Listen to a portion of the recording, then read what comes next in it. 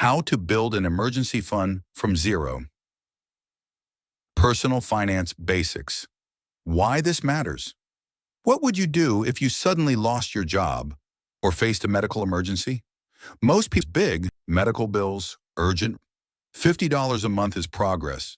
Saving small amounts consistently is more powerful than waiting to save big. Automate your savings. Set up automatic transfers to a separate savings account.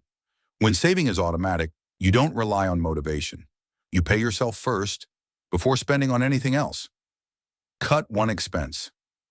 You don't need to cut everything, just one thing. Subscriptions, eating out, impulse buys.